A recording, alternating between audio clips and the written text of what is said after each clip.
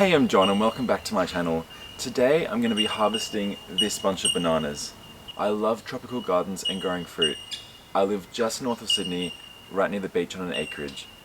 Subscribe to my channel for some more videos about my lifestyle here, gardening and some cooking videos. Alright, let's get straight on to the bananas.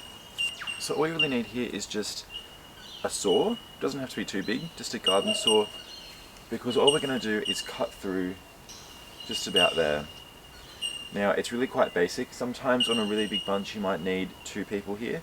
You might want someone to hold onto the bananas while you cut, but this one's not too big. And here in a lot of Australia we have bush turkeys, and they're these really funny like black turkeys that wander around, and the past few days it's been hopping up on my hedge here and eating down the sides of my bananas, and I've been like out of it a bit, but it has got to a fair few here now. So it is time to cut these, and you know, you can hang them in the garage for a while until they start turning yellow. Now I'm not too bothered because I have so many banana trees all over my property, but it is a little bit annoying. Now this type of banana is a Cavendish banana, and it's quite handy because this tree here is a dwarf Cavendish banana tree.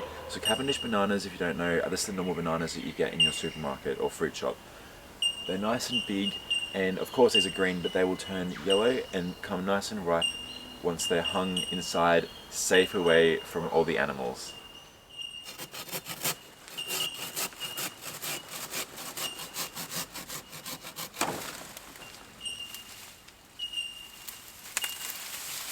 And here we go. So these are actually really quite heavy, so I'm going to put these down. But as we can see, yeah, this is like quite a medium-sized bunch. I said it's not massive, but the bananas are really good size. So in just a little comparison, I mean, I have quite medium to large hands, I'd say. The bananas are much longer than my fingers spread out as far as they can, so they go to about there. So they are really quite good size.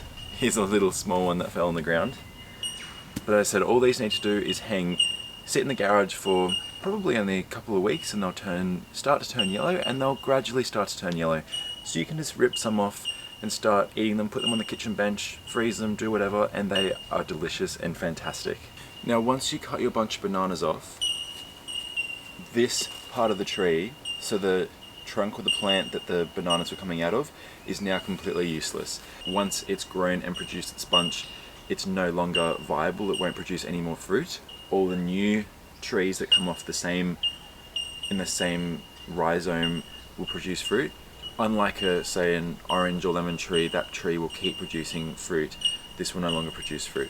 So what you want to do to conserve energy and, you know, transfer the energy to the new plants, like this one, which will be very soon producing its own new crop of bananas, is you just want to come along and cut the top of this. You can cut the whole thing obviously, but as a start, cut the top off, and you can just throw it back on, you know, around the bunch of bananas for some fertilizer, or chuck it in the bin, chuck it wherever, get rid of it. It's no longer useful.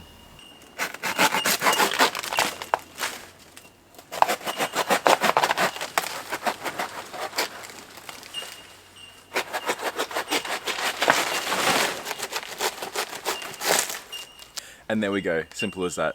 They're really easy to cut through. They are quite heavy, but that's only because they're very full of water. So all along this, let's just call it a trunk, it's like an onion, layers and layers of plant matter, and that makes up the trunk, and yeah, they all keep a lot of water. So just beware it's heavy, and yeah, basically that's it.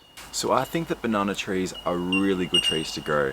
They're really pretty easy. They need plenty of fertilizer, but they're not really attacked by pests too much. Like, I've never really had issues, and I'd say bunch-wise, I probably have like 10 different banana trees all around my property, and they're really easy. I really don't do much to them. They just pop out and, you know, grow a new bunch of bananas, and I really have bananas all the time now. It's fantastic.